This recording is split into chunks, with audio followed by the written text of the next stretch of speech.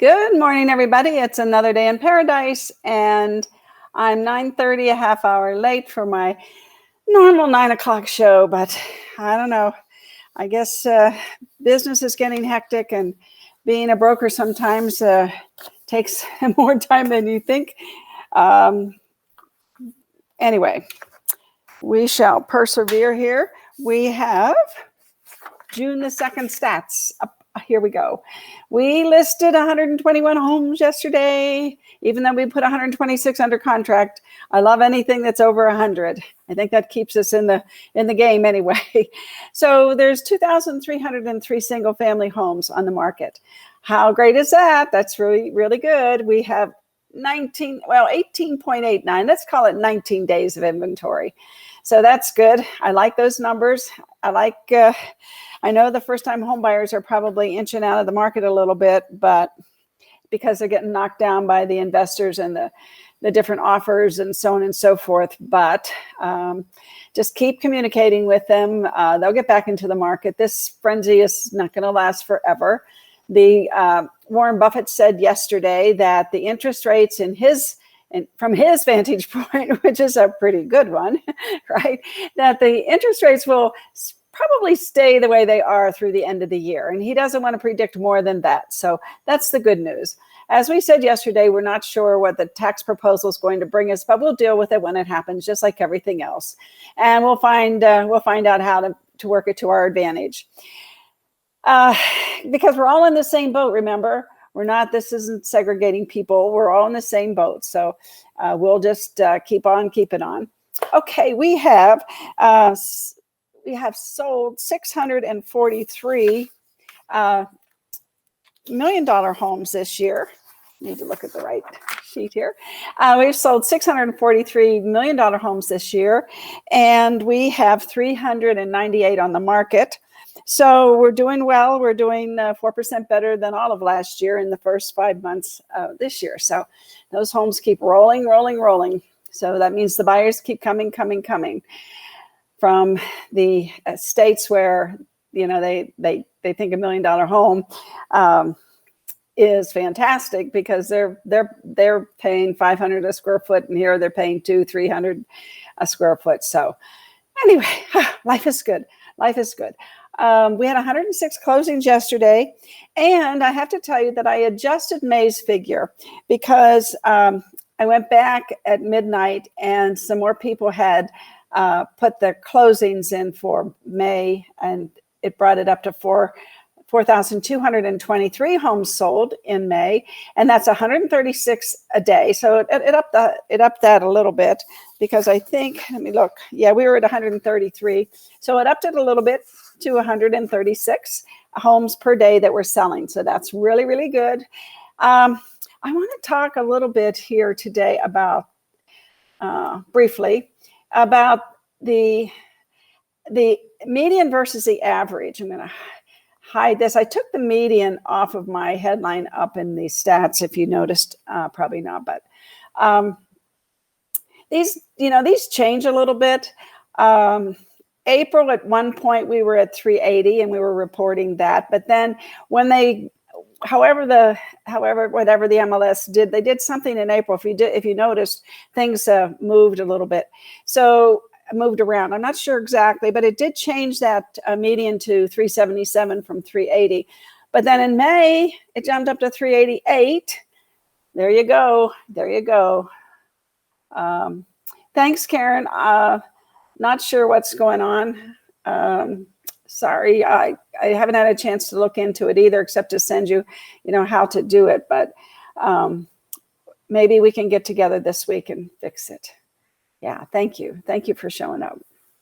So May, we got, 388. And if you look at the average, it's 490. And we know that the average includes the average of all the homes. And so I put up here single family only. So I'm not counting condos. I'm not counting townhomes.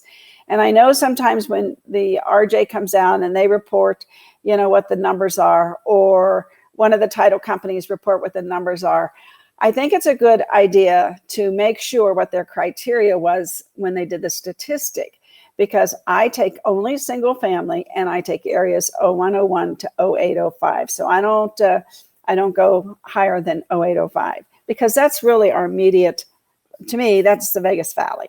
So that's how I do it. June already.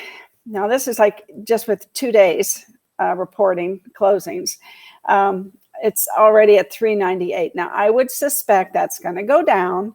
It's going to go down, hopefully, but we shall see.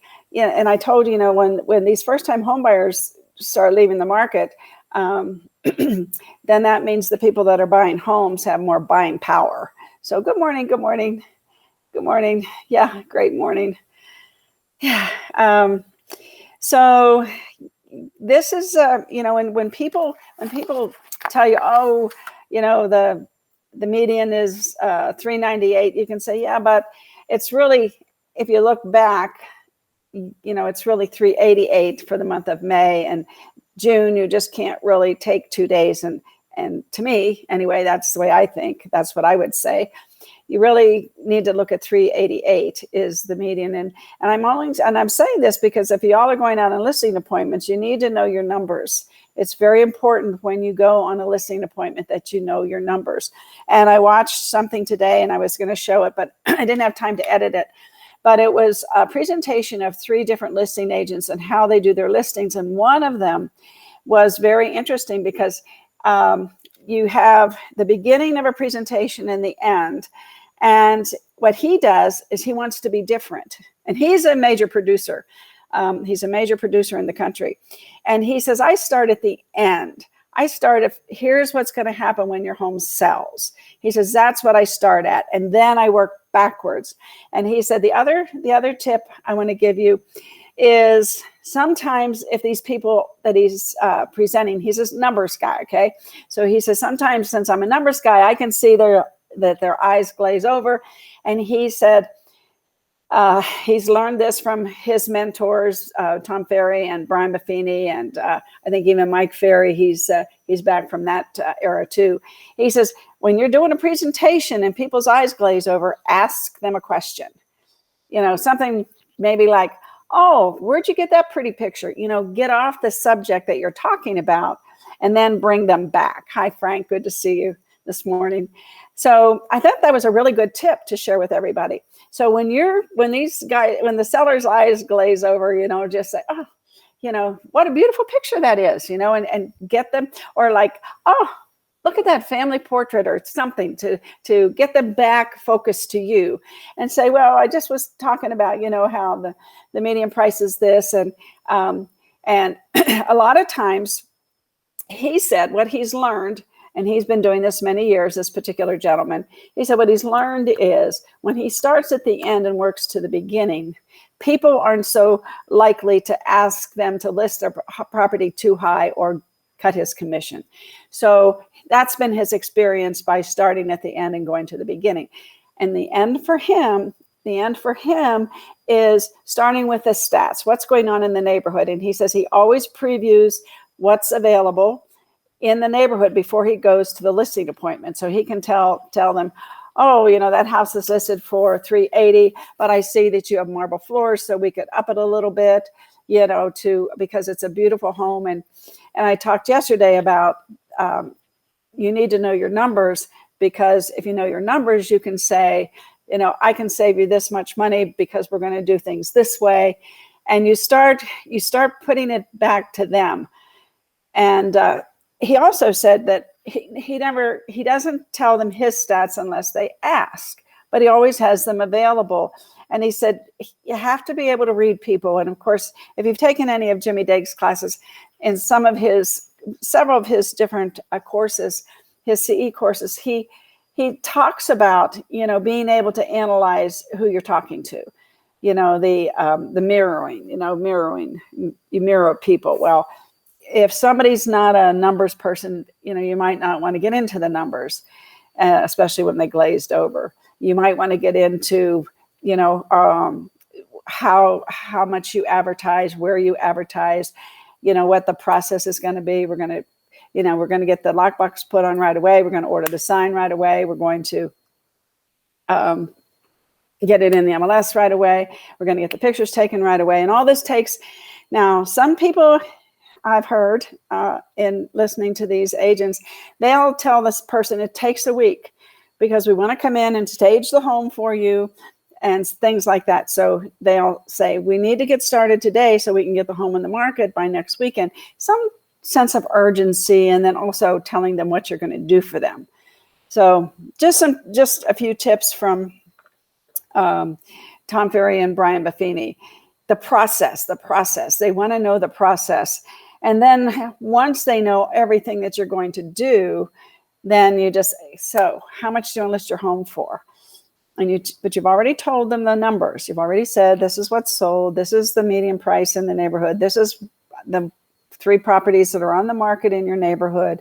This is what they're going for. This is how they look. And you can even take pictures of them, right? And you can say, look, this is the house down the street, da, da, da, da, da. And that is something, who did I learn that from? I think I learned that from Knox Productions. They had some listing classes. I'm dating myself way back. But that was always something big to do, is to say, well, let me just tell you what's going on in your market. People were impressed. And how many other people are going to come up to a listing appointment if people are interviewing 2 or 3 people and say, well, I just previewed, what the competition is, and here's what the sales have been, and here's all the things that we do. You kind of put your commission in the back. Once the people see what you do and how much you put into to coming to them with information. And I also want to just chime in here. This is a little bit off the topic, but yes, you're going in to do a listing presentation. But remember last week we talked about maybe making your presentation somewhat of a buyer consultation as well, because then they know that you care where they're going to move to, how, if their house sells quickly, what they're going to do. And I think in today's market and the rest of the year, probably you're going to have to integrate that into your listing presentation. They say, well, let's start about, what if the house sells tomorrow? Do you all know where you want to go? Can I help you find that home before we put your house on the market?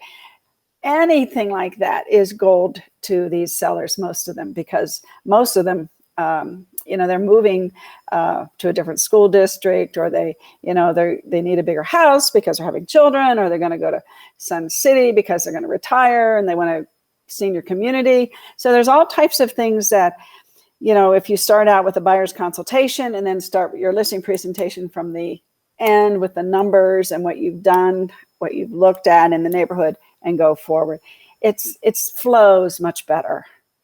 And you know what? These 3 people that I think it was Tom Ferry who was interviewing them, and it was last September, and they all said that there was a lady and 2 fellas, and they all said the same thing.